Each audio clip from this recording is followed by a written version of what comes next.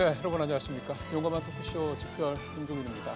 정부가 지난 19일에 내년도 경제정책 방향을 내놨습니다. 큰 틀에서 보면 내년에는 투자를 적극적으로 끌어내서 2.4% 성장을 달성하겠다라고 전망을 했습니다. 올해 2.0%가 될까 말까 하는 상황이니까 2.4%라면 올해보다는 분명히 성장률 면에서는 좀 좋아진다 이렇게 볼 수가 있을 것 같습니다. 근데 여기에는 투자 유치를 100조를 하겠다라는 그런 내용이 중요하게 포함이 되어 있습니다. 근데 100조 원 이야기가 갑자기 뜬금없이 나오다 보니까 이게 과연 현실성이 있느냐라는 거에 대한 지적 분명히 나옵니다. 물론 정부가 왜 100조 원이라는 수치가 나온지에 대해 세세히 밝힌 부분은 있습니다. 그래서 이 부분을 좀 살펴보면서 실제로 100조 원의 투자 유치가 가능할 거냐 이런 부분들 얘기를 좀 나눠볼 필요가 있을 것 같고요. 또 성장률도 사실은 여러분들 잘 아시는 것처럼 한국은행을 비롯한 대내외 연구기관들보다는 좀 높은 편입니다. 그러니까 이것도 너무 좋게 본 게 아니냐라는 지적도 분명히 있습니다. 이 부분도 좀 살펴볼 필요가 있을 것 같습니다. 또 정부가 여러 가지 혁신 또 관련된 내용들이 좀 많이 포함이 돼 있어서 이런 부분들도 좀 하나 따져볼 필요가 있을 것 같습니다. 여러분들 잘 아시는 것처럼 우리 잠재 성장률이 계속해서 좀 떨어지고 있기 때문입니다. 자, 오늘 이렇게 상당히 중요한 얘기입니다. 이런 중요한 얘기들을 좀 들어보기 위해서 오늘 평소와 좀 다르게 좀 특별한 시간을 준비를 했습니다. 여야, 즉 국내 정치권의 좀 대표적인 경제통 두 의원을 모셔서 오늘은 두 분만 함께 얘기를 좀 나눠볼까 합니다. 더불어민주당의 최은열 의원, 그다음에 자유한국당의 김종석 두 의원 모시고 오늘 얘기를 해보겠습니다. 올해 경제 얘기 당연히 해보고요. 무게는 내년도 또 그 이후 조금 더 먼 미래를 좀 볼 수 있도록 해보겠습니다. 오늘 3698로 여러분들 또 말씀 듣도록 하고요. 한 분 그래도 소개를 해드려야 되겠죠? 저 오른쪽으로 더불어민주당 최은열 의원 모셨습니다. 어서 오십시오, 의원님. 안녕하세요. 예. 최은열입니다. 예. 감사합니다. 예. 자, 왼쪽으로 자유한국당 김종석 의원님도 인사드리겠습니다. 네, 안녕하세요. 자, 오늘 리포트 없이 바로 질문으로 들어가도록 하겠습니다. 일단은 아직 며칠 남긴 했습니다. 올해 경제 일대 얼추 다 갔기 때문에요. 2019년 올해 한국 경제에 대한 얘기를 좀 먼저 좀 해봐야 될 것 같습니다. 올해 경제 두 분이 생각하시는 부분들을 좀 여러 가지 섹터들이 있긴 합니다만 좀 부분을 나눠서 두 분께서는 올해 경제를 어떻게 보셨는지 또 올해 정부의 경제 정책은 또 어떻게 보셨는지 이렇게 질문을 드려서 말씀을 좀 듣도록 하겠습니다. 먼저 올해 경제에 대한 총평을 들을 텐데 이건 우리 최 의원님한테 먼저 여쭤보겠습니다. 어떻게 올해 경제를 어떻게 보셨어요? 예, 굉장히 어려운 한 해였다 이렇게 생각이 되는데요. 네. 제가 평소에 우리 경제의 지금 가장 큰 문제는 기울어진 운동장 상태를 어떻게 정상화하느냐. 좀 추상적인 말씀 같기는 합니다만. 예. 그러니까 경제가 이렇게 공급과 수요의 균형을 맞춰서 이렇게 앞으로 가야 될 텐데. 예. 과거 우리 IMF 위기 이후에 여러 가지 양극화 문제라든지 그렇죠. 대기업, 중소기업 관계의 문제라든지 이런 걸 보면 너무나 경제가 이렇게 기울어져 있어서 이 수요를 정상화시키지 않고는 경제가 지속 가능한 성장이 어렵겠다. 이게 이제 기본적인 정부 여당의 생각이었습니다. 양극화 문제를 해소하는 양극화 거죠. 문제. 그래서 이제 나온 정책들이 2019년도에는 아무래도 이런 좀 포용성을 좀 강화하는 그런 정책이 나왔지 않았나. 최저임금 문제라든지 또 일자리 문제라든지 또 사회 안전망을 어떻게 그렇죠. 갖추느냐. 그래서 제가 보기에는 그런 이제 정책 방향은 잘 잡았는데 그걸 시행하는 여러 가지 방법론이 너무나 의욕이 앞서다 보니까 시장에서 소화할 수 없는 정도의 과욕이 나타나서 좀 부작용은 있었다. 그렇죠. 그러나 가는 방향은 이 문제를 치유하지 않고는 한국 경제가 앞으로 지속 가능한 성장하기 어렵다는 데는 우리가 일치합니다. 그다음에 또 한 가지 문제는 이제 우리 경제의 실제 온도와 체감 온도의 차이가 너무 크다. 실제 온도는 사실 보면 여러 가지 수치 자체는 그렇게 나쁘다고 얘기할 수만은 없을 것 같습니다. 세계 경제 하향 추세에서 GDP 성장률이 옛날 고도 성장기를 생각하면 좀 낮지만 그렇죠. 그래도 그렇게 나쁘다고 볼 수는 없을 것 같고 그다음에 이 실적치로 보면은 이 벤처 투자 금액이 역대 최상이라든지 또 창업 기업 수가 또 가장 최고라든지 신용평가 수준도 상당히 높다든지 이런 거 보면은 사실 그 자체로 보면 그렇게 나쁘다 할 수는 없는데 그런데 왜 국민들은 그렇게 체감하지 못하고 어렵다고 하실까? 그 부분도 또 일리가 있는 부분이 많이 있습니다. 맞습니다. 왜냐하면 경제 성장은 아무래도 민간 주도로 성장이 그렇죠. 이루어야 되는데 한 2% 성장도 상당히 이제 이 정부 주도 그렇죠. 성장이 되다 보니까 민간 부분에서는 상대적으로 어렵다. 또 수출 같은 게 계속 떨어지고 건설 투자 같은 것도 떨어지고 이런 거 이제 실제로 느끼고 그 다음에 이 최저임금 정책에 이어서 소상공인 자영업자들이 뭐 폐업을 하는 부분이라든지 또 거기서 이제 해고당하는 부분 이런 부분들은 실제로 느끼는 국민의 체감 온도고 그렇죠. 정부나 여기서 얘기한 거는 이제 실제 온도를 이제 얘기하다 보니까 이런 괴리에서 오는 여러 가지 문제가 있지 않은가 그런 아쉬움이 있는데 뭐 포용성을 강화하는 그런 정책은 당분간 이어져야 되지 않을까 그런 생각은 해봅니다. 예. 방향은 적절했다고 보는데 좀 추진 과정에서 부작용이 있었다. 그리고 국민들이 느끼실 때 실제 어떤 뭐 정부에서 발표하는 통계 수치와 국민들이 느끼는 체감 경제와는 분명 온도 차이가 있다. 이렇게 좀 우리 최은열 의원께서는 올해의 경제 또 정부의 경제 정책을 평가를 해주셨고요. 이제 같은 질문 우리 김 의원님한테 좀 드리겠습니다. 어떻게 보십니까? 두 가지 점을. 그렇죠. 그러니까 경제 정책 또는 한 나라 경제의 성과를 평가할 때 우선 제일 중요한 게 일자리 창출과 경제 성장이죠. 그렇죠. 그리고 소득 분배, 그리고 지속 가능한 산업의 주요 산업의 경쟁력. 이런 측면에서 볼 때 결국 이런 것들이 다 잘 되면 성장도 되고 분배도 잘 되면 지금 최 의원님께서 말씀하신 포용. 그러니까 보다 많은 사람들이 경제 활동에 참여해서 그렇죠. 잉여를 나누는 이걸 포용이라고 정의한다면 그렇게 결과치로 나오는 겁니다. 근데 저는 그 성장이랄까 분배, 일자리 또는 주요 산업의 경쟁력 측면에서 2019년은 굉장히 아쉬운 한 해였다. 2018년에 비해서 악화되었고 분명히 이 추세가 지속되면은 2020년도 계속 악화될 것이다. 그래서 이제 한국당에서는 경제 정책의 대전환이 필요하다. 지금 그 포용은 좋죠. 그걸 누가 반대하겠습니까? 근데 나타난 결과는 오히려 저소득층이 더 어려워지고 더 국가 보조금에 의존하는 바람직하지 않은 증상이 나왔기 때문에 방향이 맞다는 거는 저도 이 의견이 없습니다. 인정을 하시지만 이거는 방법이 저희 보수 그 시장 경제론에서도 일관되게 원했던 것은 일자리 창출을 통한 빈곤 해소와 격차 해소였거든요. 목적은 같아요. 그러네요. 그런데 저희가 지금 정부에게 문제 삼는 것은 왜 그렇게 무능하냐. 목표는 좋은데 방향은 맞습니다. 근데 왜 해냈냐? 결과를 보면 저는 동의하기가 좀 어렵고요. 지금 아까 이제 뭐 각종 기초 지표, 뭐 국가 신용도라든가 뭐 이런 것들 뭐 양호하다고 하셨는데 저는 그 경제를 인체에 비유한다면 지금 체온이나 혈압이나 당뇨 수치나 각종 수치가 정상으로 나올 수도 있어요. 그러나 숙련된 의사 눈에 볼 때는 지금 저 사람이 저런 생활 패턴을 유지하면 금방 건강 망칠 거다라는 생각이 드는 사람들이 있어요. 저는 지금 제가 볼 때 지금 대한민국의 경제가 그런 초입에 들어가 있다. 그래서 많은 전문가들이 이 상태로 가면 한국 경제는 회복 불능의 장기 침체에 빠진다라고 얘기하는 게 그것이고요. 우리가 2008년 또 1998년 외환 위기 때 겪어봤지만 경제가 망가지는 데는 삽시간입니다. 97년 외환 위기 때도요. 한 달 전까지 한국은 최우량 신용 등급이었어요. 항상 우리는 조심해야 되고 한국 경제의 기초 체력과 건전성을 유지하는 게 중요하다. 그런 점에서 2019년은 매우 아쉬운 한 해였다. 저는 그렇게 평가합니다. 우리 김 의원도 사실 방향성에 대해서는 동의한다. 이견이 없다 말씀하시면서도 좀 결과적으로 워낙에 좀 작년보다 수치상으로 좀 뭐 그 하향되는 측면들이 많이 나타나고 있기 때문에 결과적으로는 좀 아쉬운 게 많았다 이렇게 말씀을 하셨습니다. 올해 경제 관련된 부분을 혹시 뭐 지금 서로 한 말씀 하셨기 때문에 부연을 하실 말씀이 있으시다면 또는 반박하실 말씀이다 한 말씀만 더 듣고 내년으로 넘어갔으면 좋겠는데 혹시 더 말씀하실 게 있으시면 반박이라기보다도요. 우리 경제는 대의존도가 굉장히 높지 않아요.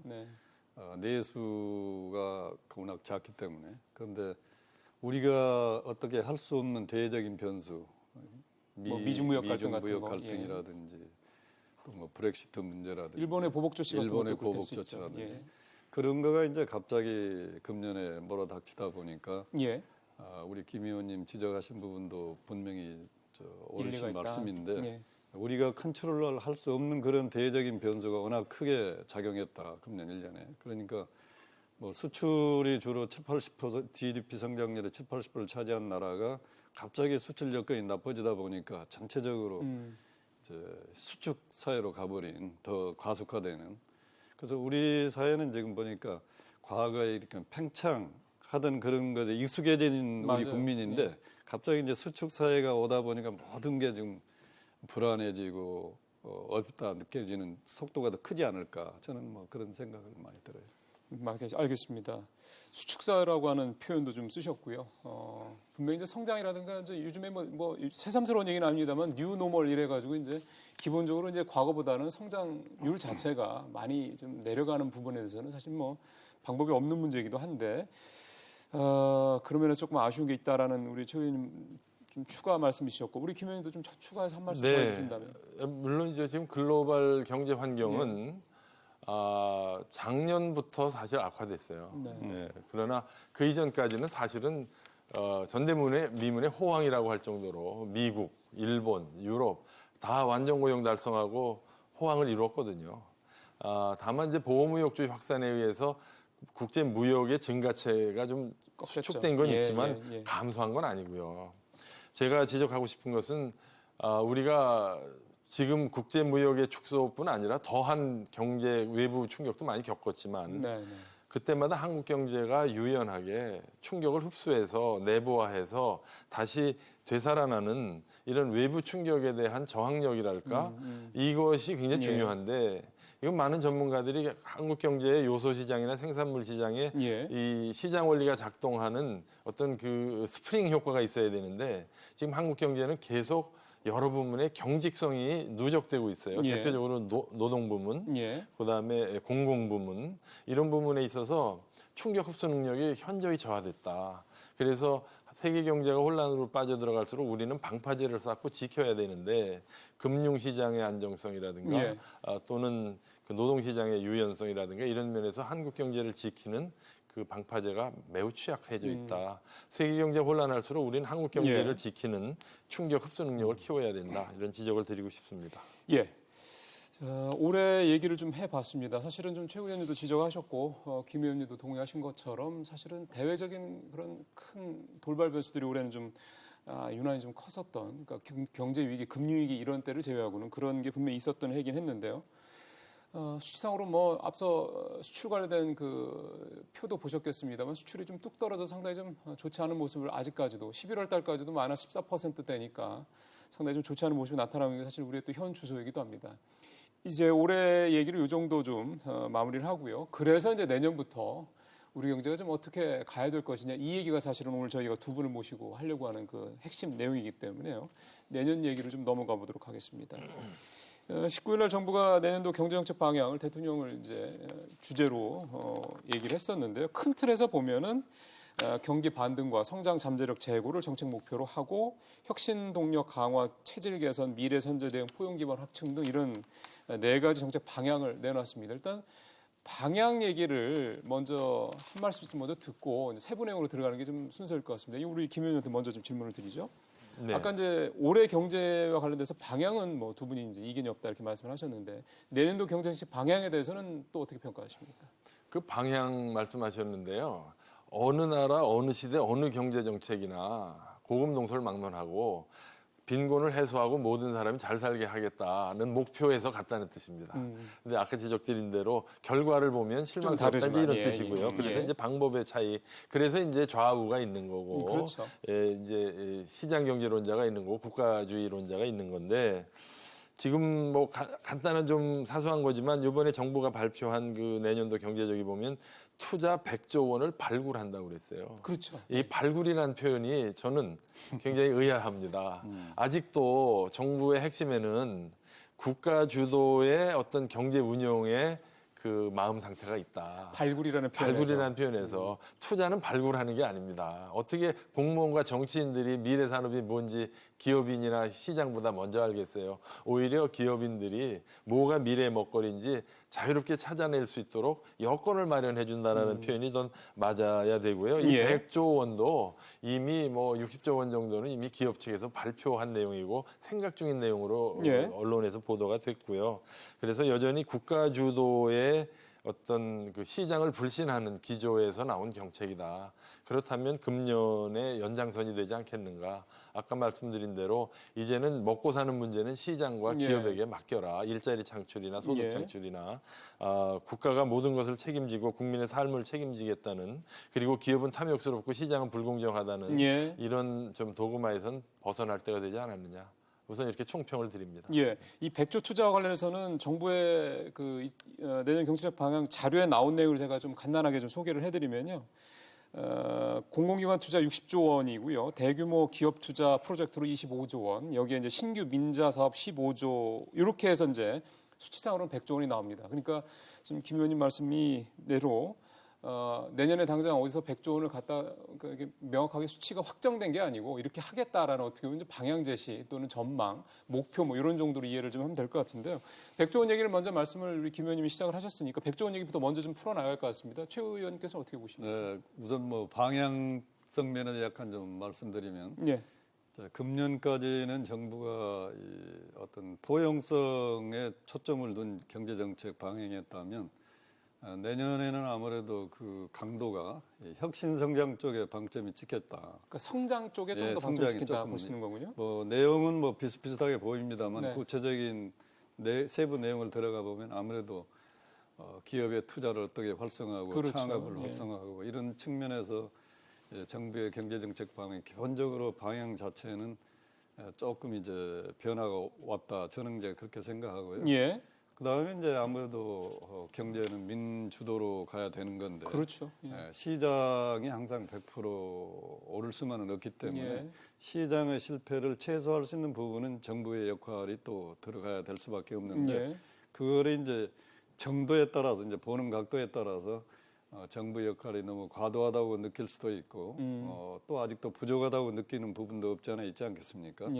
이번에 이제 100조도 우리 김 의원님 얘기하신 대로 이미 이제 기업이 발표한 내용들이 다 들어있지요. 그러나 전체 국가에서 봤을 때 민간이 투자할 부분 또 공공 부분이 할 부분 다 합해 보니까 내년에 한 100조 정도의 신규 투자가 예상된다. 이렇게 좀 이해를 하시면 별 오해는 없지 않을까 그런 생각은 들어요. 이 100조 원 관련된 부분에서는 이게 뭐 사실 발굴이냐 또는 유치냐 뭐 이런 그 뒷부분 얘기보다 사실 시청자들 입장, 국민들 입장에서 봤을 때는 100조 원이라는 수치에 조금 더 민감하게 느끼실 수밖에 없어서요. 발굴이라는 의미는 사실 뭐 큰 의미를 두지 않는 게 좋을 것 같습니다. 사실은 뭐 홍남기 부총리도 그 부분을 굉장히 강조해서 얘기를 했습니다. 100조 원이라는 게 실제로 내년에 뭐 현실화된다 그러면 정말 성장률을 올리는 데 분명히 도움이 될 거고, 또 올해 가장 여러 가지로 아쉬운 것 중에 하나인 민간 어떤 부분의 활력이 굉장히 좀 위축되어 있다는 부분들, 특히 투자가 위축된 부분들에 대해서도 뭔가 좀 새로운 어떤 반등이 있을 수 있다, 이렇게 기대를 할 수 있을 것 같긴 한데요. 그러면 이 얘기를 조금 더 구체적으로 좀 가보도록 하겠습니다. 말씀하신 대로 100조 원이라는 수치도 물론 중요하고, 근데 더 중요한 건 사실 근본적으로 질 아니겠습니까? 투자의 질.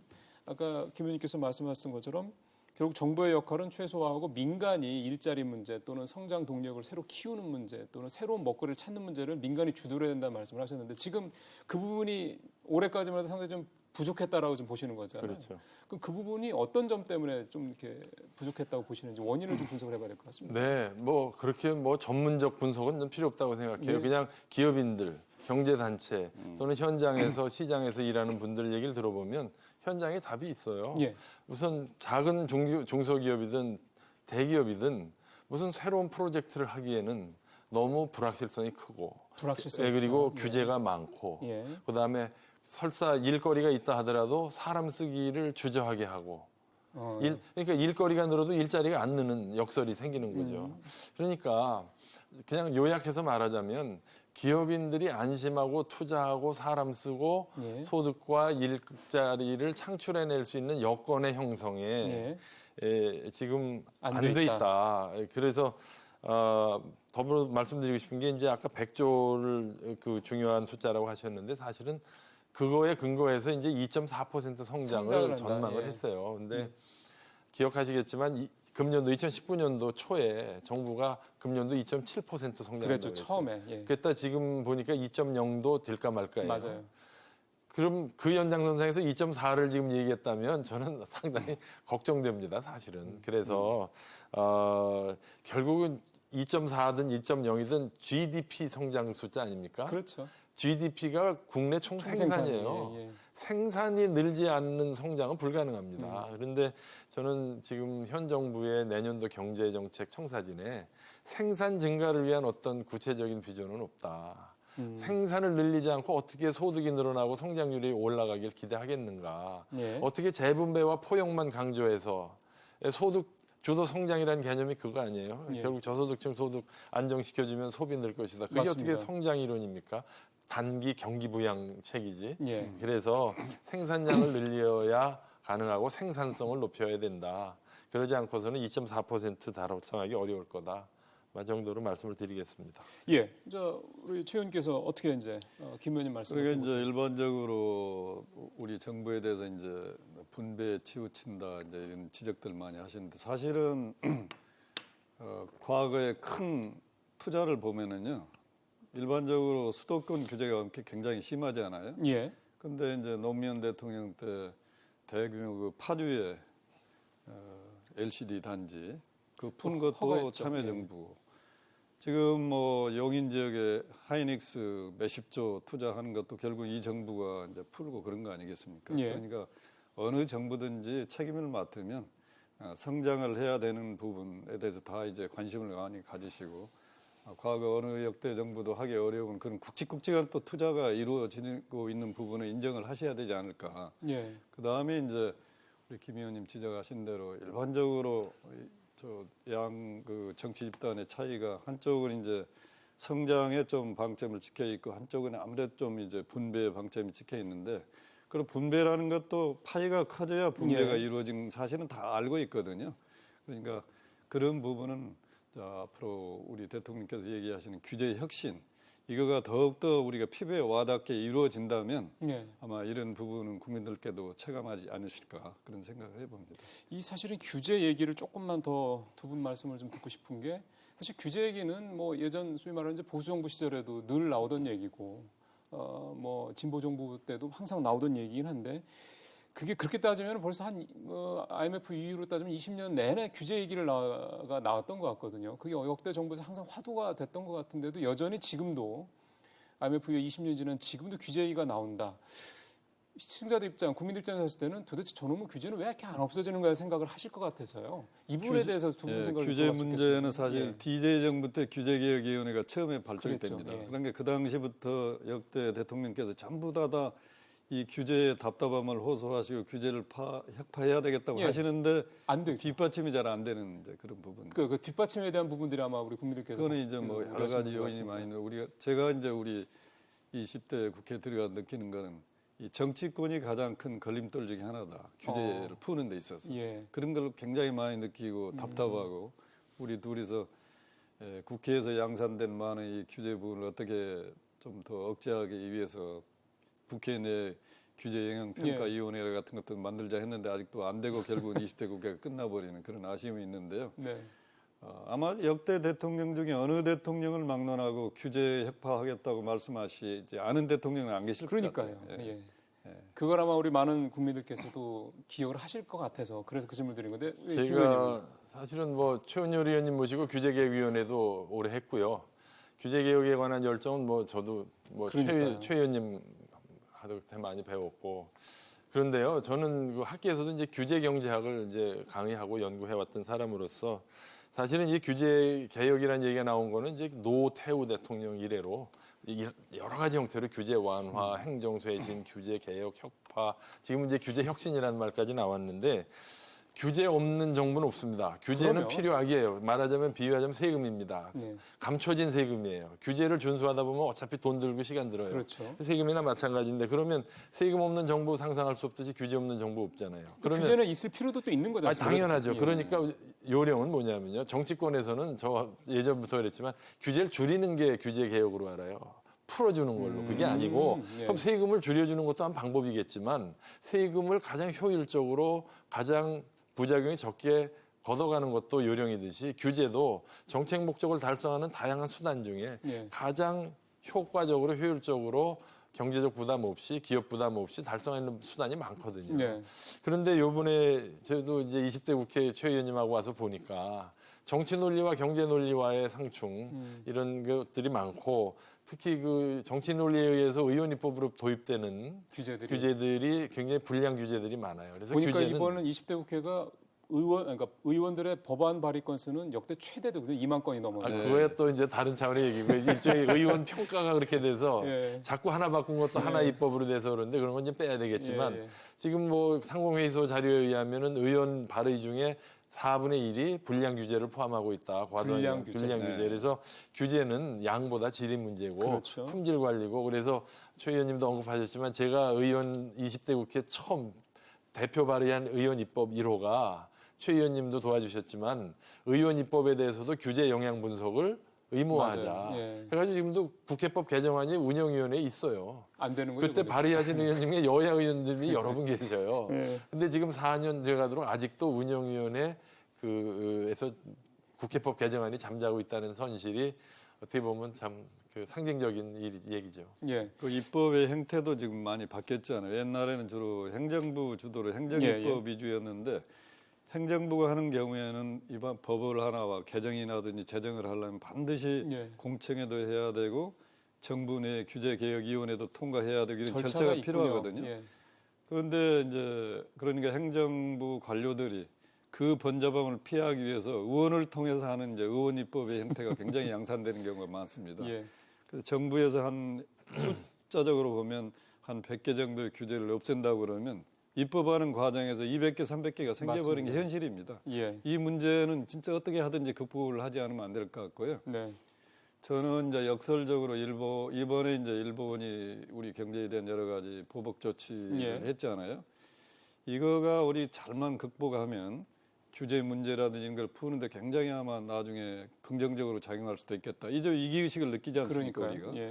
그리고 과거에 우리 경제가 추격형 경제였다면 이번 일본의 그 경제 보복을 계기로 우리가 선도형 경제로 갈 수가 있는 계기가 마련됐는데 이거는 결국은 규제 문제와 연결되거든요. 그러니까 과거에 7, 80년대 그런 사고에서 꼼짝 못하던 분들도 이게 이제 큰일 났구나. 우리 경제가 위기가 됐구나. 이런 위기의식을 느끼기 때문에 규제 문제도 앞으로는 보다 더 전향적으로 우리 경제 주체들이 수용을 하지 않을까 그런 기대를 해봅니다. 요거는 꼭 좀 지적드리고 싶어요. 사실은 이제 규제 문제에 늘 관심이 있었던 의원의 한 사람으로서 짧게 한 말씀 현 정부가 자랑스럽게 얘기하는 게 규제 샌드박스 제도거든요. 그래서 이제 4개 부처의 규제 장관들한테 규제 샌드박스 허가권을 줬는데 제가 지적하고 싶은 문제는 뭐냐면 바로 그 장관들이란 분들이 그동안 규제를 집행하던 분들이에요. 그분들한테 가서 또 완전히 다른 얘기를 하면서 규제를 풀어달라고 그러면 그 밑에 공무원들이 말을 안 듣습니다. 이미 저는 이 법을 만들 때부터 야당 의원으로서 문제 제기를 했고 안타깝지만 지금 나타난 현실이 저의 우려가 현실화된 것 같아요. 규제 샌드박스가 결국 규제 권자한테 가서 풀어달라고 하니까 한계가 있을 수밖에 없다. 일리 있는 말씀이네요. 지금 사실 규제 문제와 관련해서는 뭐 정치권만 비난할 문제는 아니라는 말씀, 최은현 의원 말씀에 공감합니다. 정부에서도 뭐 의원 입법이 됐든 정부 입법이 됐든 간에 여러 가지 규제안들을 내놓고 있어서 사실 역설 아니냐 이런 지적도 사실 있는 게 또 사실이니까요. 투자 얘기를 좀 하다가 투자를 하는 데서 가장 걸림돌 중에 하나로 좀 규제 말씀들 하셔서 규제 얘기까지 좀 나눠봤고요. 이 100조 원 투자 얘기를 좀 해봤습니다. 이 부분에 대해서는 뭐 두 분의 생각이 일치되는 부분도 있고 좀 다른 부분도 있는데요. 투자 얘기를 이 정도 좀 정리하고 수출 얘기로 좀 넘어가도록 하겠습니다. 앞서 표에서도 보셨지만 수출이 올해 참 좋지 않죠. 가장 큰 이유는 역시 반도체 얘기를 안 꺼낼 수가 없습니다.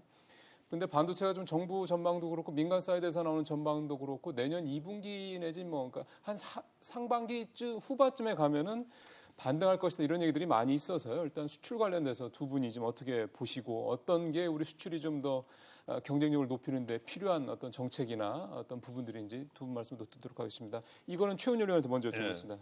지금까지 우리 경제를 이제 주도적으로 끌어왔던 전통 제조업들, 철강, 조선, 반도체, 자동차, 석유화 이런 전통 제조업의 경쟁력이 상당히 이제 갑자기 떨어지고 있잖아요. 그거는 이제 중국이라든지 신흥공업들이 쫓아오기 때문에 어쩔 수 없는 부분이어서 그런 부분에 이제 수출은 상당히 이제 감소할 수밖에 없는 그런 상황이 되지 않은가, 예. 여건상. 예. 그러면 이제 우리가 할 수 있는 거는 새로운 어떤 성장 동력을 발굴해야 되지 않겠어요? 그렇죠. 이걸 대체할 만한.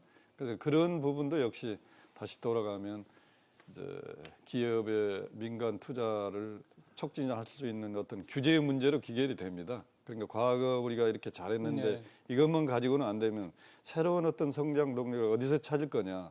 그 민간이 자율적으로 새로운 성장 동력을 발굴할 수 있는 환경을 만들어줘야 되는데요. 예. 그런 부분에서는 이제 이번 그 정책 방향에서도 많이 언급된 부분들이 있어서 이제 수출 품목의 다변화를 어떻게 할 건지. 예.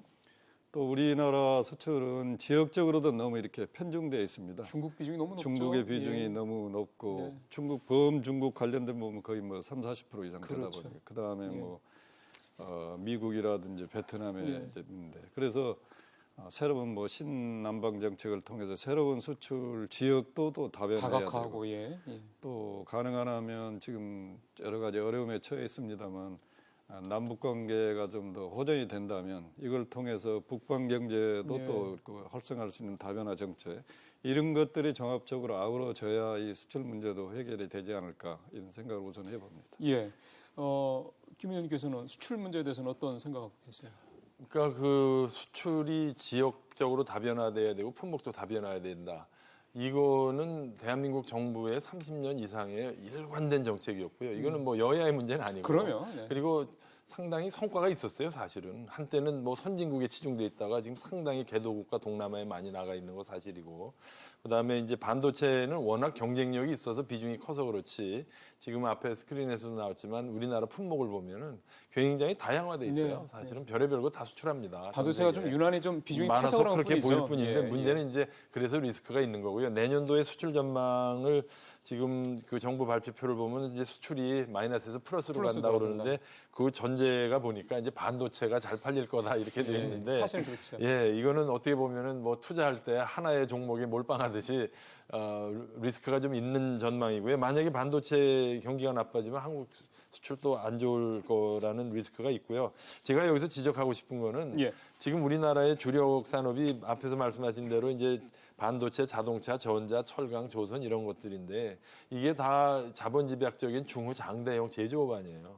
근데 우리 다 알지만 앞으로 10년, 20년 내로 세계 경제의 판도는 지식산업, 4차 산업혁명의 그런 그 산업으로 가기 때문에 대한민국의 경제 구조를 빨리 전환해야 돼요. 그런데 대한민국이 그 선진국 중에 구조개혁에 성공한 나라 중에 하나입니다. 우리가 60, 70년대에 경공업 중심의 노동집약적 수출로 하다가 7, 80년대에 중화공업으로 성공적으로 이게 일종의 그 모범 사례인데 우리가 그때 그 모델로 이제 2010년에서 2020년, 30년대에 한국 경제 구조를 이렇게 바꿔야 돼요. 조선, 자동차, 철강으로 언제까지 가겠어요? 한 10년이나 20년은 가겠죠. 그러나 우리 아이들은 이제 철강으로는 먹고 살기 어려울 거 아니겠어요? 예, 그래서 이런 그 데이터나 신산업 경제 쪽으로 해야 되는데 문제는 대기업의 진출이 막혀 있어요. 예를 들면 BMW가 택시 회사를 인수했어요. 왜? 앞으로 택시는 무인 자동차로 간다.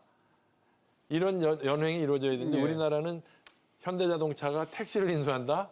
난리 날 겁니다. 안 되는 거예요. 타다도 안 되는데. 그래서 바로 여기에 애로가 있다. 예, 4차 산업혁명 말씀을 하셔서 그 얘기는 뭐 사실은 안 여쭤볼 수가 없는 부분이긴 한데요. 뭐 타다 논란에 대해서는 뭐 우리 시청자분께서도 익히 잘 알고 계시는 부분이기도 하고 또 하나 이제 아마 시청자나 국민들께서 조금 그 의아하시는 부분 중에 하나가 아니 그렇게 4차 산업혁명이 중요하다고 얘기하는 사람들이 데이터 3법은 왜 또 통과가 안 되니 또 이런 부분들을 또 얘기를 하고 있거든요. 이게 물론 뭐 정치권에만 문제냐 이렇게 볼 수는 없긴 합니다만은 그러니까 실제로 중요하다고 생각하는 어떤 부분들이 그게 정치권이 됐든 민간에서의 논란이 됐든 간에 이게 계속해서 막혀 있다라는 점들을 굉장히 국민들이 우려하실 것 같아요. 이 부분들을 어떻게 좀 풀어나갔으면 좋겠습니까?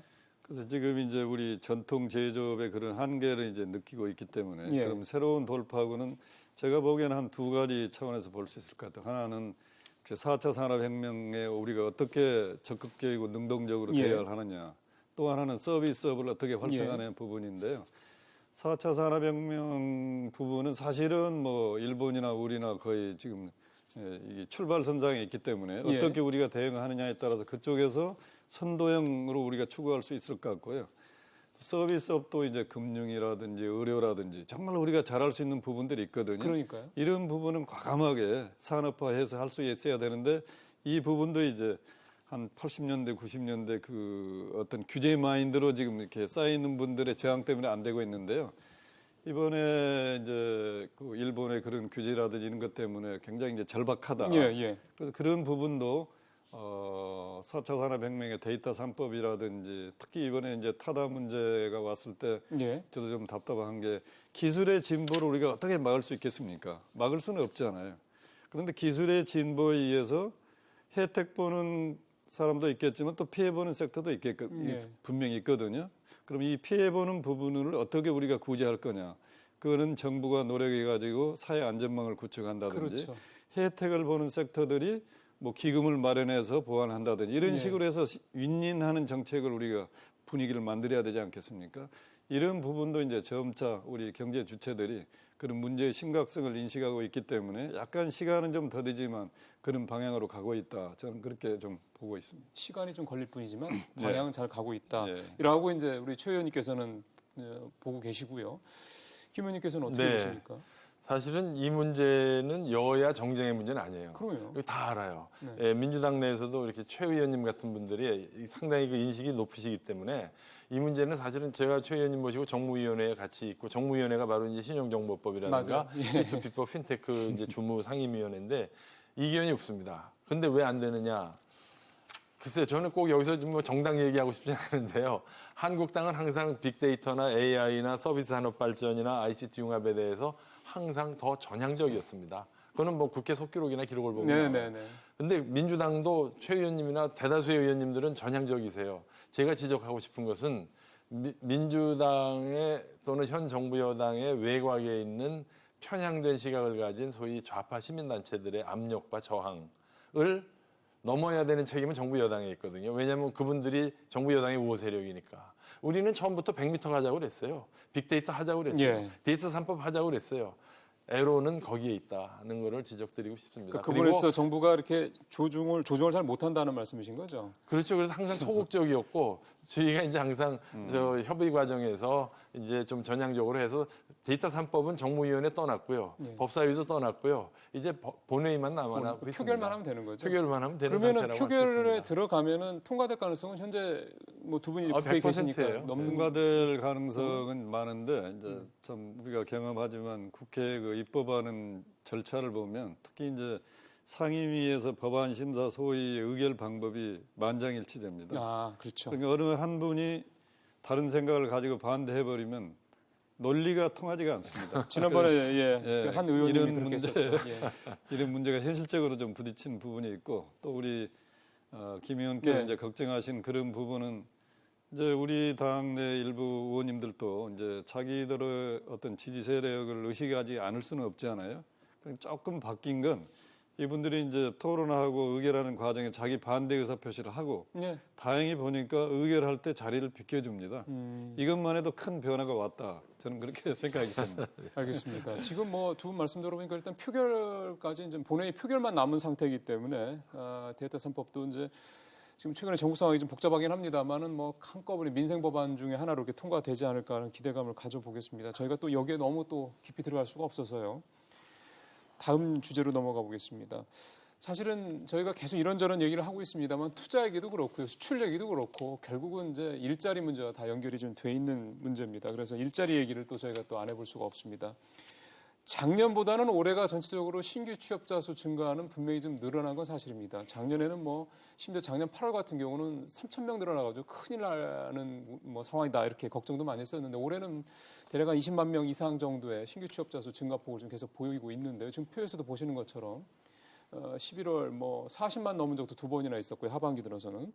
물론 이제 기저효과 영향도 분명히 있으니까 그걸 또 감안을 해야 될 거긴 합니다. 일자리 문제. 정부가 일자리를 많이 늘린다고 했는데 여러 가지 나오는 비판은 정부의 일자리는 주로 이제 정부 돈에 그러니까 세금에 의한 일자리고 그 일자리가 대부분 노인들한테 몰려있다 이런 지적들을 오래전 받았거든요.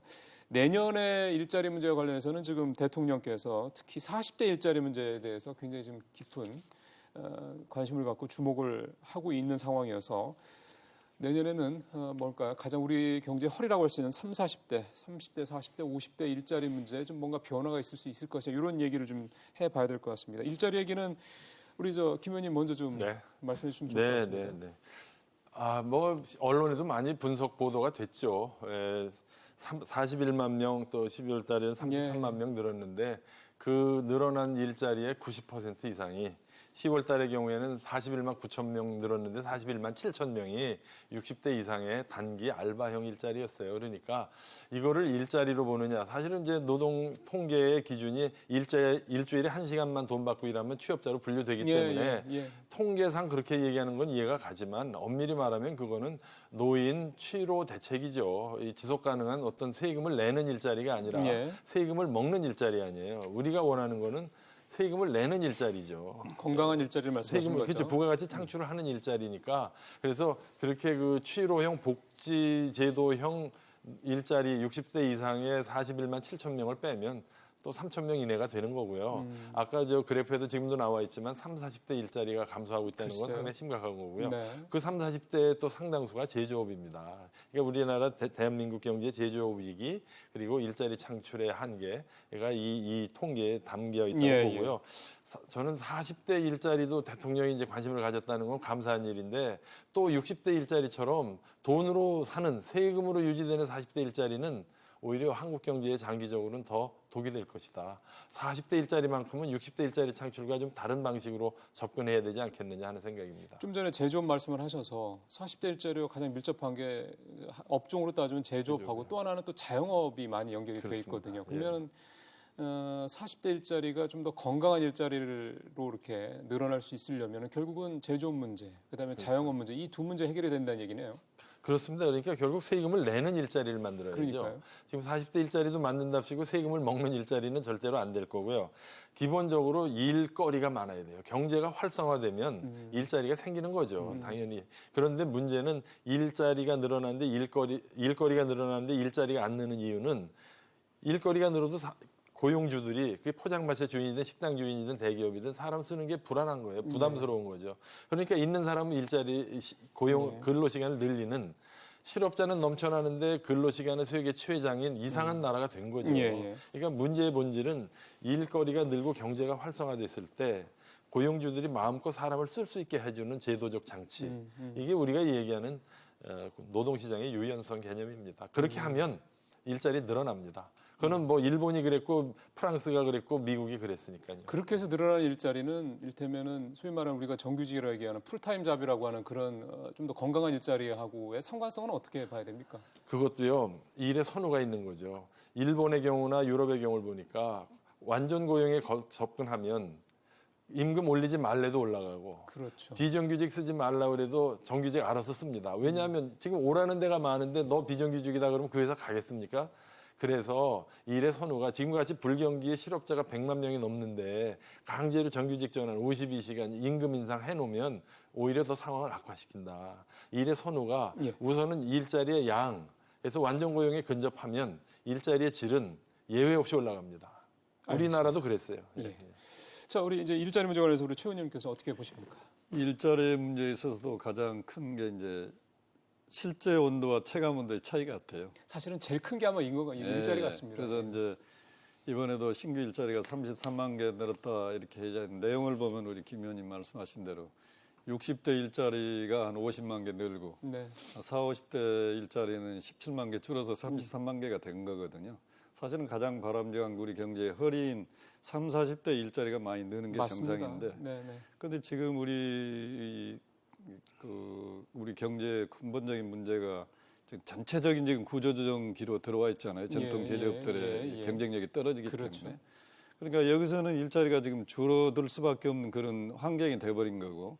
그럼 이 이제 새로운 30, 40대 일자리는 새로운 어떤 창업을 활성화한다든지 기업의 투자를 통해서 이제 일자리가 만들어져야 되는 부분은 당연히 이제 그렇게 해야 될 부분 같은데요. 그다음에 60대 일자리도 그럼 반드시 나쁜 거냐? 제가 보기에는 반드시 그렇다고 이렇게 폄하할 필요는 없다.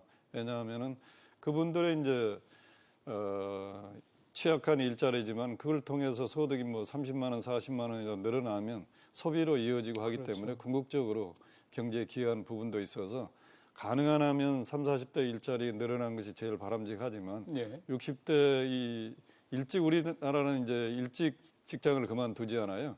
이런 부분들의 어떤 사회 안전망 차원에서도 필요한데 제가 보기에는 궁극적으로 우리 사회 젊은이들의 일자리 문제까지 생각해 본다면 지난번에 어차피 우리는 정년 연장으로 가야 되지 수밖에 없잖아요. 나이가 평균 수명이 높아지기 때문에. 그런데 정년 연장 법을 지난 19대 통과시킬 때 여기 임금 피크제 같은 거 동시에 법제화를 했으면 이런 그렇죠. 문제가 훨씬 더 나아질 텐데 정년 연장만 법으로 해놓고 임금 피크제는 노사 자율에 맡겨놓다 보니까 줄어든 대신에 젊은이들이 일자리는 안 생기는 좀 현상이 나타나고 있거든요. 그래서 이런 부분은 좀 정치권이 앞으로 더 전향적으로 이런 제도 보완을 해줘야 근본적인 문제가 해결되지 않을까 이런 생각입니다. 예. 이번 특히 40대 일자리 관련해서 나오는 얘기 아까 우리 김 의원님 지적을 하셨기 때문에 그 말씀을 하나 더 김 의원한테 여쭤보고 싶은 게 이제 창업 얘기를 이제 정부에서는 대안으로 제시를 했어요. 물론 이제 지금 정부가 내놓은 40대 일자리의 대안이 뭐 100% 정부가 생각하던 뭐 이를테면 그런 뭐 대안이라기보다는 이제 일단은 대통령이 지시를 했기 때문에 경제적 방향에 내놓을 정도의 내용이라고 이제 일단은 뭐 볼 수는 있는데 창업 문제와 관련해서는 이게 또 지난 2015년 전후죠. 그때도 그 제조업체들 구조조정 굉장히 강하게 이루어지면서 그분들이 상당수가 또 자영업으로, 그러니까 뭐 소위 말하는 치킨집이니 이런 쪽으로 오면서 이게 자영업자들이 굉장히 커졌거든요, 규모가. 결국 다시 그런 부분들을 양산하는 게 아니냐, 재현하는 게 아니냐 이런 우려가 있어서 어떻게 보십니까, 그 부분은? 창업이 활성화돼야죠. 근데 창업을 통해서 실업 문제를 해결한다는 것은 한계가 있죠. 그러니까요. 그렇잖아요. 또 창업을 하더라도 그게 항상 5년, 10년 간다는 보장도 없고 다 아시잖아요. 중소자영업의 상당 부분은 뭐 3년을 못 넘기고 폐업한다는 거 아닙니까? 그래서 창업을 장려하도록 규제를 완화하고 여러 가지 제도를 개선해 주는 거는 필요하겠지만 그것이 근본적인 해법은 안 되고요. 저는 지금 아까도 말씀드렸지만 특별히 또 40대를 일자리를 마련하라는 대통령의 지시 같은 게 좋은 의도에도 불구하고 현장에서는 또 다른 왜곡으로 이어질까 봐 걱정이라서 근본적으로 좀 가자. 즉 경제가 활성화되고 투자가 늘어나고 기업들이 크든 작든 하다못해 식당 주인이라도 사람 쓰는 거를 주저하지 않으면 일자리는 생기게 마련입니다. 왜 그거는 놔두고 이렇게 특정한 나이, 특정한 지역, 특정한 계층에 대해서 무슨 시혜를 베푸는 듯한 정책은 저는 보다 실이 많을 거다. 그래서 창업 말씀하셨는데 과거에 벤처붐도 보니까 거품으로 끝났고 해서 이거는 기본적으로 경제 활성화와 노동시장 규제 개혁을 통해서 달성하는 게 근본적인 해법이다. 시간은 걸리겠지만 이것이 지속 가능한 솔루션이다. 이렇게 대통령께서 얘기하시는 그 40대 일자리는 우리 김 의원이 걱정하신 대로 또 뭐 재정을 투입해가지고 뭐 파트타임 일자리 늘리는 그런 내용이 아니라 기본적으로 기업을 활성화시켜서 거기서 일자리를 많이 만드는 분위기를 만들어라. 그런 같은 말씀이네요. 그렇습니다. 대통령의 뜻도 비슷하시네요. 알겠습니다. 자, 이제 이렇게 저희가 뭐 수출, 일자리, 투자 이렇게 몇 가지 뭐 다는 아닙니다. 몇 가지 이렇게 섹터별로 내년도 경제 또 그 이후의 상황에 대해서 쭉 얘기를 해봤던 가장 큰 이유는 결국 이제 우리나라의 잠재 성장률 얘기로 이제 연결을 하기 위해서입니다. 결국 이제 우리가 이제 앞으로 얼마나 성장할 거냐, 우리의 이제 경제 사이즈가 앞으로 어떻게 될 거냐에 대한 부분이 가장 우리의 미래, 우리 경제의 미래에 있어서 중요한 부분이기 때문에 그런데요. 2000년 초반에 우리나라의 잠재 성장률이 5에서 5.2%였습니다. 근데 작년 기준 우리 잠재 성장률이 2019년, 2020년 요때가 좀 2.5에서 2.6%거든요. 그러니까 약 20년 만에 우리 잠재 성장률이 반토막이 났으니까 이게 간단히 볼 문제는 분명히 아닙니다. 그러면 이제 앞서서 여러 가지 저희가 분야별로 얘기를 나눠봤는데, 그럼 우리의 잠재 성장률을 이를테면 이제 다시 3% 이상으로 좀 끌어올리려면 어떤 게 필요할 거냐? 종합적인 이제 말씀을 좀 들어봐야 될 것 같습니다. 최 의원님한테 먼저 여쭤보겠습니다. 여러 가지 우리가 부분을 나눠봤는데요. 잠재 성장률을 이제 내려가는 거를 이제 뭐 끌어올려야 되지 않겠습니까? 결국은 이게 이제 어떤 부분들이 좀 필요할 거라고 보세요? 그건 이제 이 성장률을 구성하는 여러 가지 요인들이 있잖아요. 노동 부분, 또 자본 부분, 뭐 토지라든지 또 기술 부분. 그러니까 이런 거의 혁신을 통해서 높이는 수밖에 없죠. 그러니까 노동 부분은 우리 이제 김 의원님이 자꾸 얘기하신 대로 우리나라 노동관계법이 처음에 제정된 1950년대 초입니다. 그런 노동관계법이 아직도 그대로 이어져 오고 있기 때문에 완전히 바뀐 사회에 적응할 수 있는 노동관계 개혁법을 전면적인 개정을 통해서 예. 이 시대에 맞는 어떤 노동의 효율성을 높일 수 있는 장치를 마련해야 될 부분이고 그렇죠. 그런 건 예. 결국 이제 노동 개혁 부분이고 예. 그런 걸 통해서 이제 노동 생산성을 높이는 높여야 게 되겠죠. 큰 예. 문제고요. 그 다음에 이제 자본의 효율성 그 부분도 이제 과거에 우리 주로 이제 은행들이 기업의 그 대출 내용을 보면은 한 60-70%가 기업 대출이고 한 20-30%가 가계 대출이 지금 완전히 역전돼 가지고 예. 가계 대출 부분이 거의 한 60% 이상이 맞습니다. 되고 기업 부분 30-40% 떨어지기 때문에 이 부분을 어떻게 기업의 뭐 대출이라든지 자본 참여할 수 있는 길을 금융 혁신을 통해서 마련할 거냐 이것도 이제 금융 혁신 부분이고요. 예. 그 다음에 이제 기술 부분도 기술의 정말로 혁신을 통해서 생산성을 높일 수 있는 이런 장치를 뒷받침하지 않으면 네. 잠재 성장률이 옛날처럼 5 내지 6% 가기는 사실 현실적으로 어려운 현실적으로 거고 어렵죠. 3% 정도라도 높이려면은 이런 어떤 제도적인 뒷받침이 꼭 필요하다 이런 생각을 했습니다. 예. 지금 그대로는 당연히 3%는 뭐 고사하고 1%로 떨어지는 것도 뭐 시간 문제다라는 지적들이 많기 때문에 잠재 성장률 문제는 상당히 사실 어떻게 보면 저희한테는 굉장히 절박한 문제일 수도 있습니다. 네. 김 의원님께서는 어떤 생각을 갖고 이 계십니까? 성장 잠재력이 추세적으로 저하하기 시작한 거는 아까 말씀하신 대로 2000년대 들어와서 맞습니다. 가시화됐는데 사실은 그 저 자료를 보면요. 1988년에 9%였어요. 그때는 7% 성장을 해도 불경기라고 난리가 났었거든요. 예, 그랬다가 이제 2000년대 들어서 5%대 추세적으로 이거는 뭐 정권에 무관하게 계속 하강 추세였던 거는 뭐 사실이고요. 맞습니다. 어느 정권의 책임은 아닌데 문제는 지금 그림에도 나와 있지만 저 추세가 지속되면 앞으로 10년 내에 저게 영에 수렴할 가능성이 있어요. 그러니까 문제죠. 그게 바로 이제 성장 엔진이 죽는다. 그렇죠. 바로 그게 뭐냐면 일본형 장기 침체로 가는 거예요. 그렇죠. 성장 엔진이 꺼지면은요. 통화 정책, 재정 정책 아무리 풀어도 경제가 앞으로 안 나가요. 엔진이 꺼졌는데 어떻게 앞으로 갑니까?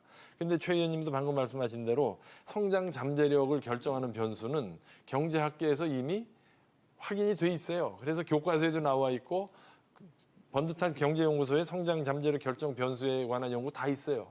세 가지입니다. 노동 투입량이 늘어야 되고 자본 투입량이 늘어야 되고 노동과 자본이 들어가서 함께 어떻게 생산적으로 사용되느냐 세 가지 변수예요. 근데 지금 그림에도 나오지만 지금 지난 20년 동안 우리나라의 노동 투입 계속 감소하고 있고요. 예. 자본 투입 감소하고 있고요. 생산성이 저하되고 있어요. 예. 그러니까 이거는 복합적인 증상입니다. 근데 노동 투입이 감소하는 거는 인구 구조상 어쩔 수가 없어요. 그건 불가피한 거죠. 지금 경제활동 참가율이 60%예요. 근데 선진국은 대개 70%입니다. 그렇죠. 그러니까 앞에서 여러 번 말씀하셨지만 노동개혁, 유연성, 다양한 일자리의 창출 이게 필요하고요. 그다음에 자본은 결국 기업들이 투입하는 거 아닙니까? 그러니까 기업들이 투자하기 좋게 해주면 올라가요. 문제는 노동이 늘고 자본이 늘어도 비효율적인 데 투입되면 안 올라갑니다. 그래서 당연하죠. 총요소 생산성이라고 그래서 예.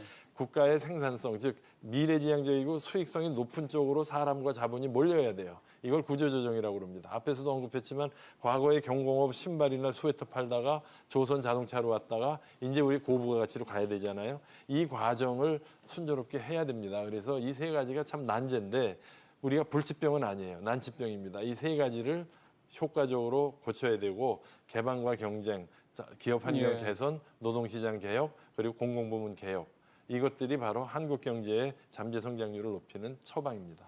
예. 뭐 혹시 더 첨언하실 거 있으시면 한 말씀 더 들을까요? 그러니까 이제 성장률 저는 이제 우리 이제 국민들께서 우리 경제가 전체적으로 봤을 때 이제 과거 같은 고성장, 고도 성장은 이제 하기 어려운 어렵다라는 상황이다. 걸. 그걸 우리가 인식을 해야 될 것 같아요. 맞습니다. 예. 최근에 중국도 뭐 6% 성장이 이제 5%로 떨어지면 우리 입장에서 보면 굉장히 높은 성장률이지만 예. 국제 경제학자들도 뭐 6% 깨진 거에 대해서 굉장히 뭐 문제를 많이 지적하고 있듯이 그거는 이제 중국이니까 가능하지만 우리나라 같은 경우는 이제 사실 불가능하거든요. 그렇죠. 그래서 저성장에 이런 수축된 경제 상황에 우리가 좀 익숙해질 필요는 있다. 그래서 이 고성장에 대한 어떤 그런 그 예. 나쁜 표현을 환상 이런 건 좀 버리는 게 좋을 것 같고요. 그래야 맞습니다. 이제 불확실성이 줄어들 부분이 그렇겠죠. 있고요. 예. 그다음에 이제 우리가 기업의 투자를 통해서 성장을 해야 되지만 예. 사실 지금 현재 우리 기업의 투자가 잘 안 되는 이유는 여러 가지 규제도 원인이 있지만 예. 사실은 생산하는 물건이 잘 팔리지 않기 때문에 투자를 안 한 부분도 있거든요. 수요가 조금 예, 약한 수요가 거죠. 약화됐기 때문에. 예. 그러니까 돈이 없어 투자하는 것도 못하는 것도 아니고 금리가 높아서 못하는 거 아니잖아요. 그래서 어떻게 하면 이 수요를 좀 진작시킬 수 있는 네. 부분도 기업의 투자를 유인할 수 있는 하나의 크다는 그렇죠. 정책이다. 이렇게 좀 생각을 합니다. 예. 지금까지 이제 주요 부분별로 얘기를 좀 해봤고요. 그래서 총체적으로 이제 잠재 성장률 얘기까지 좀 나눠봤습니다. 상당히 위기 의식을 가져야 될 때라는 데서는 두 분 막 다 공감을 하시는 부분이었고요. 이게 뭐 어느 특정, 예를 들면 수출이냐, 뭐 소비냐, 투자냐 이렇게 특정 한 섹터만 가지고 분명히 지금 우리가 위기 상태다라고 얘기하기 힘들 정도로 좀 종합적인 어려움이 좀 처해 있다 이런 것도 분명히 좀 세 분 다, 두 분 다 좀 공감을 하셨습니다. 이제 마무리를 좀 할 때가 됐는데요.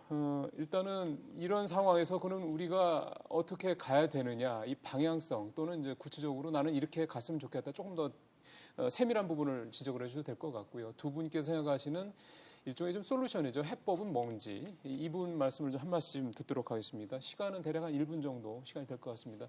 우리 최 의원님 먼저 어떻게 하면 좋을지 해법을 좀 갖고 계시다고요. 이제 자주 얘기 드립니다만 이제 구조적으로 우리 경제가 이런 그 저성장 국면에 들어가기 때문에 여기서 제일 중요한 거는 거기서 소외된 계층에 대한 사회 안전망을 어떻게 갖출 거냐. 이건 정부가 신경 써야 될 그렇죠. 부분이고 예. 또 기업 부분은 시대 환경이 변했기 때문에 과감한 규제 혁신이 필요한데 규제에 대한 마인드를 이렇게 좀 바꿨으면 좋겠다. 어떻게 하느냐 하면 우리나라는 아직도 규제를 건별 규제를 많이 합니다. 무슨 사고가 나면 그 사고가 나지 않기 위해서 또 하나의 규제가 생기는 거거든요. 그러네요. 이건 선진국형 규제는 아닙니다.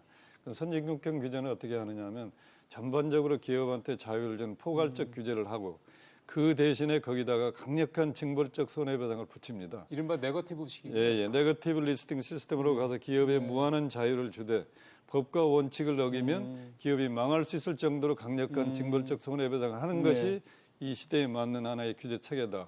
그런 방법을 통해서 우리 경제가 다시 한번 새로운 국면으로 전환했으면 싶습니다. 그래서 민관 활력도 좀 끌어내고요. 예. 알겠습니다. 최 의원님 해법을 좀 들어봤고요. 마지막으로 김 의원님 해법을 좀 들어보겠습니다. 네, 지금 한국 경제는 저성장, 디플레이션의 이제 초입에 들어와 있습니다. 그러니까 이 경제를 활성화시키는데 이거 구조적인 문제고 단기 처방으로는 안 됩니다. 여러 번 말씀드렸지만 일자리 창출하려면 노동시장을 개혁해야 되고요. 그렇죠. 예. 그다음에 투자를 늘리려면 기업들의 투자 의욕과 기업 투자 환경을 개선해 줘야 되고요.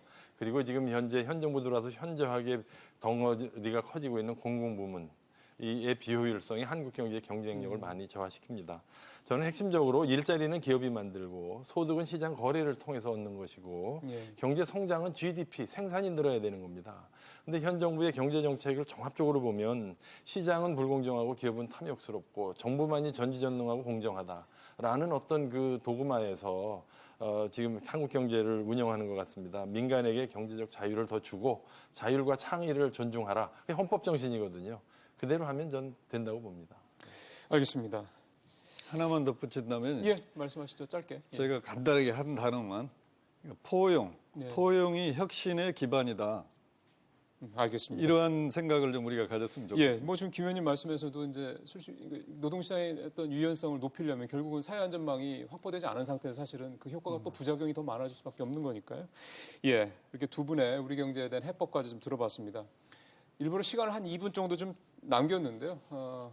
두 분이 이제 사실 초선의원입니다. 뭐 대표적인 경제통, 그러니까 경제 전문가들이기도 하시지만 그 전에 또 이분들이 20대 국회 또 초선 처음으로 정치권에 또 진입을 하셨던 분들이기 때문에 나름 또 소외가 있을 것 같습니다. 여러분들 잘 아시는 것처럼 20대 국회가 또 뭐 표현이 좀 그렇습니다. 욕을 많이 먹고 있지 않습니까? 그래서 두 분이 20대 국회에서 경제 전문가로서 여의도에 들어와서 이제 어떤 생각들이 드셨는지 지난 4년 동안을 짧게 한 말씀 듣고 오늘 좀 마무리를 했으면 합니다. 이건 우리 김 의원님이 후배시니까 먼저 말씀하시죠. 시작은 여당으로 해서 야당으로 끝납니다. 상당히 그 굴곡이 많았던 20대 국회고요. 결국 지금 이 순간의 모습도 국민들에게 좋아 보이지 않는 거 잘 압니다. 저는 경제학자로서 들어와 가지고 경제 논리와 정치 논리의 접합점에서 많은 그 좌절 또는 무력감도 느꼈지만 또 나름대로 우리나라 경제 정책에 기여했다는 보람도 느끼면서 하여튼 뭐 4년 동안 저로서는 최선을 다했다. 아쉽지만 그렇게 말씀드리고 싶습니다. 앞에서 모두 발언할 때도 아쉽다는 표현을 하셨는데 끝에서도 아쉽다는 많이 표현을 클로징을 아쉽습니다. 하시는군요. 예. 숨이 싼관입니다. 예, 마지막으로 최 의원님. 저희들은 학교에 있다 국회에 와서 정말 하고 싶은 일도 많았었는데 네. 뭐 부분적으로는 이루어진 부분도 있습니다만 아쉬움이 너무 많이 남는 역시요. 예. 그런 4년이었다 생각이 되고요. 특히 와서 보니까 정치라는 게 궁극적으로 여야가 서로 더 잘하기 경쟁을 통해서 다음엔 누가 더 잘했느냐 가지고 국민의 심판을 받아야 그렇죠. 국가가 앞으로 갈 텐데 우리 정치권은 보면 서로 못하기 경쟁을 하는 것 같습니다. 거꾸로네. 누가 덜 못했느냐 가지고 선택을 받기 때문에 우리 정치가 전체 국민을 위해서 이 파지티브 썸 경쟁을 해야 되는데 지금 현재는 네거티브 썸 게임을 하고 있다. 너무 아쉬워서 이런 정치 풍토가 하루빨리 바뀌어서 정치가 국민들한테 희망을 주는 그런 장이 됐으면 싶습니다. 예. 21대 또 하시는 겁니까? 그건 운명이지. 김 의원님도 21대 또 하시는 겁니까? 저는 뭐 당의 처분에 따르겠습니다. 알겠습니다.